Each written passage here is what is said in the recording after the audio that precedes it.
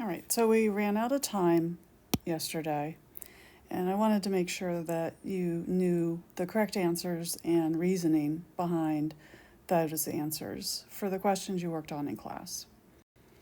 Okay, so here is the first question. The elevator is being lowered at a constant speed by a steel cable attached to an electric motor, no air resistance, no friction, and it's asking about the upward force exerted on the elevator by the cable, and they want to compare it to gravity. So this is a little bit before we talked about forces too much, but I think that we can be comfortable with the idea that the force of gravity acts downward, and the force that the steel cable is exerting on the elevator because of the motor, usually we would call that tension. And that would have to be up. Tension is something we're going to run into. It can be in a rope or a cable. It always has to act away from the object because you can't use a rope to push something. You could just think of it that simply. Now, because the v is constant, then the acceleration is 0. And so the sum of the forces acting on this elevator have to be 0. And the forces are tension and gravity. They're acting in a different direction. And so we see that they have to be equal to each other in magnitude in order to have a constant velocity, which is 0 acceleration. So we would choose answer C. This question is a little tricky, and it does get into ideas that we'll look at in more detail as time goes on in this section. So you have this person pulling on a 6 kilogram crate, which is also connected to a 4 kilogram crate. They want you to compare the force acting on the 4 kilogram crate and compare it to the 6 kilogram crate, the force acting on that. So the idea here, the first thing that we have to decide is that both objects have to have the same acceleration. The reason for that is we can prove to ourselves that that has to be true by imagining what would happen if it wasn't.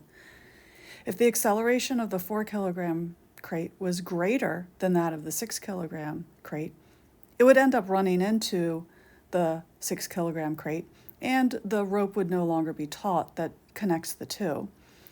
In the converse fact, if the acceleration of the 4 kilogram crate was smaller than that of the 6 kilogram crate, eventually that rope is going to break apart because the 4 kilogram crate will not be able to keep up. So from that line of reasoning, because we can't have it faster or smaller, we can then settle on the fact that it has to be the same.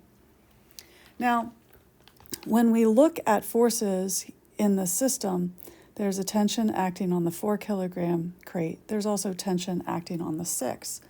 But if we look at the system as a whole, those would be action-reaction pairs because they're equal and opposite. They're acting on two different objects. And the only force that we would look at would be the force, and the mass that we'd be considered would be the sum of both of those times A. However, if we split them up, if we look at the 6 kilogram weight by itself, then we would include that tension, and we would say that F minus T would equal be the 6 kilograms, which is the mass, times A. And that would be different because now when you look at it alone, you would consider that tension in the rope, and the 4 kilogram crate, if we looked at it alone, would simply only have the tension. And so tension would be mass times acceleration, and this is 4. Now, if A is the same for both of these, you can see that the net force on the smaller crate is going to be actually smaller to give you the same acceleration. So if I put in, say, an acceleration is, for instance, 3, if I put 3 in for the 6 kilogram crate, the net force acting on that would be 18. But for the 4 kilogram crate, the net force would be 12, because we would just put in 3 times the mass, which is 4. So based on our answers, we say that the 4 kilogram crate has a smaller net force acting on it, because if you look at it alone, you only have to accelerate 4 kilograms as opposed to 6, but it has to have the same acceleration. And so that ends up being answer B.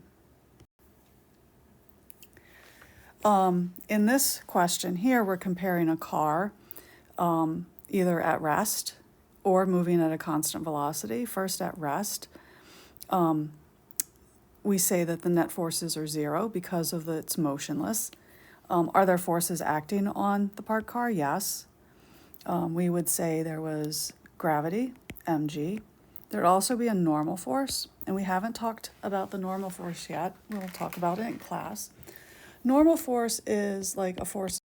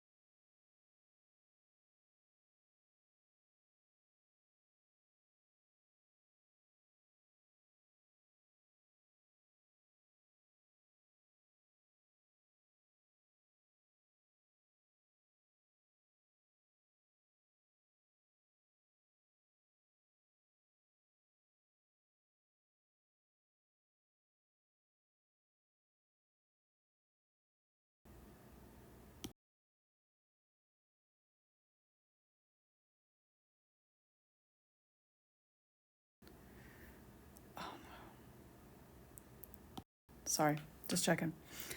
So here we have a truck.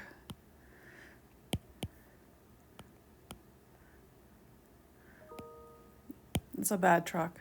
Here's my dog. He's sitting in the truck, and the truck is going to start moving. It's going to start moving like this. But the bed of the truck has ice, and so there's no friction between the dog and the truck. So what is going to happen? This is sort of similar to the crash dummies, if I think about it, because as the truck starts moving, it's the forces between the tires and the road that make the truck start to move.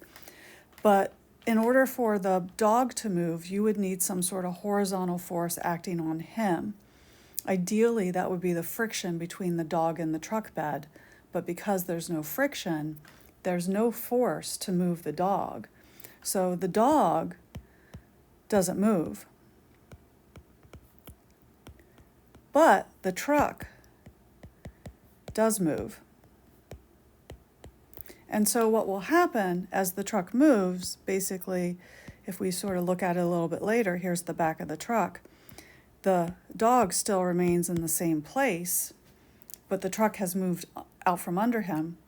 It'll look like the dog moves to the left, but actually the back of the truck is moving towards the dog. And so that would be this answer.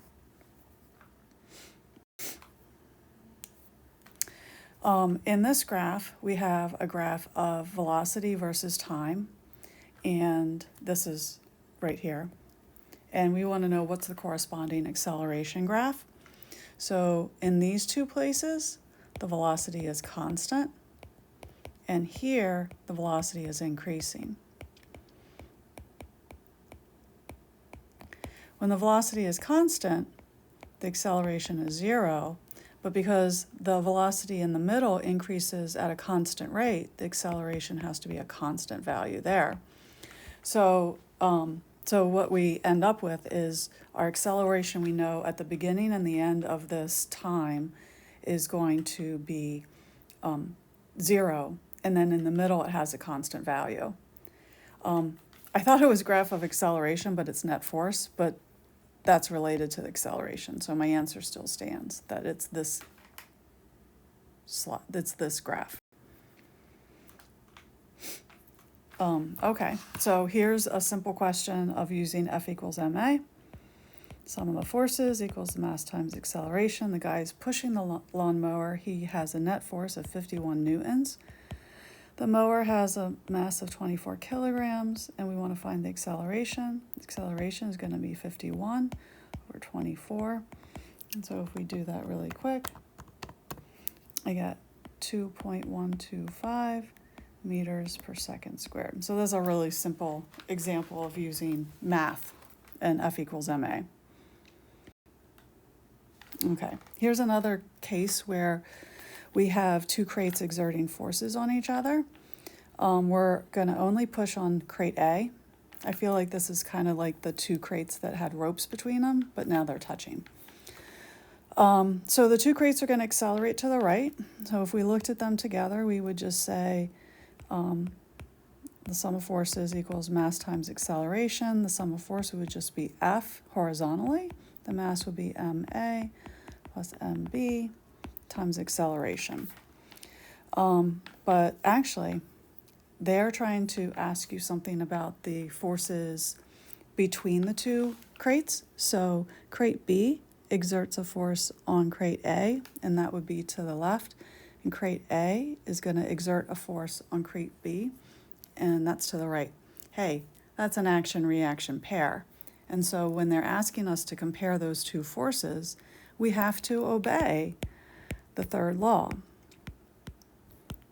Remember that when we look at the system as a whole, those two forces, that action-reaction pair, aren't counted because they're equal and opposite and they cancel out. So we don't even bother talking about them. And so we want to obey the third law when we answer the question about those forces, and that would be answer C. This question about the horse hitched to a wagon is also about the action-reaction law, because they're asking you to compare the force that the horse exerts on the wagon and compare it to the force that the wagon exerts on the horse. They have to be equal and opposite according to the third law. And so again, we'll use that to pick our answer, that those two forces are just as strong as each other. And that's the third law. We do not introduce laws and then break them. That's not done. Oh, this picture got messed up, and I'm sorry about that. So we had a tabletop, and then there was a ball sitting on it. And they wanted you to find the action-reaction pair to the weight of the ball. The weight of the ball is the force that the earth exerts on the ball. And I feel like you can use that wording to figure out what the action-reaction pair is, because you're always going to deal with the same two objects. You'd still be dealing with the earth and the ball.